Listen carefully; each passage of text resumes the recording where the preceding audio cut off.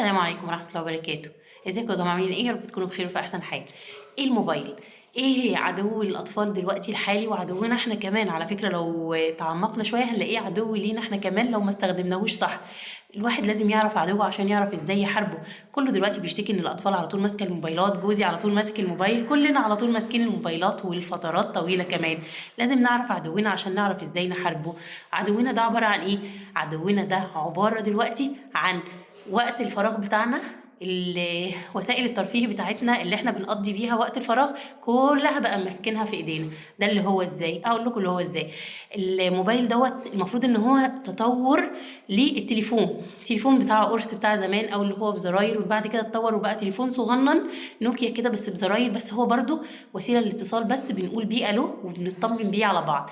اتطور لغايه لما بقى اسمه سمارت فون، الهاتف الذكي. ليه ذكي؟ هما ليه شايفين ان هو ذكي؟ لان هو جمع كل وسائل الترفيه بتاعنا وحطها في موبايل صغنن كده ماسكينه في ايدينا وماشيين رايحين جايين بيه. تطور للتلفزيون، التلفزيون بكل المسلسلات والافلام اللي كانت بتتعرض عليه والبرامج والماتشات وكل حاجه موجوده على الموبايل.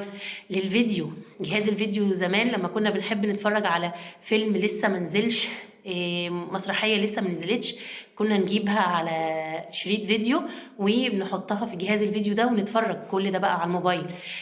الاتاري والعاب الفيديو جيم، كنا بنجيب الاتاري ونوصلها بالتلفزيون ونقعد كلنا ونلعب مع بعض. لا، الفيديو جيم، كل الالعاب اللي احنا عايزينها بقت موجوده معانا على الجهاز دوت. يبقى الجهاز دوت بقى وسيله الترفيه بتاعتنا اللي بنقضي عليها، اللي بنقضي فيه وقت فراغنا، وبقى موجود معانا، بقى متاح في اي وقت وفي كل مكان.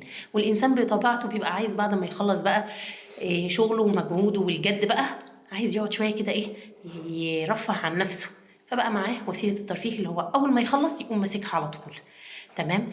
فلازم احنا نستغله صح، ولازم اولادنا كمان يعرفوا يستغلوه صح ويستخدموه في النافع مش الضار، لانه هيكون شاهد علينا يوم القيامه. يا اما هيكون سبيل يدخلنا الجنه، يا اما والعياذ بالله هيكون سبيل ان احنا هندخل النار ونتعذب بيه.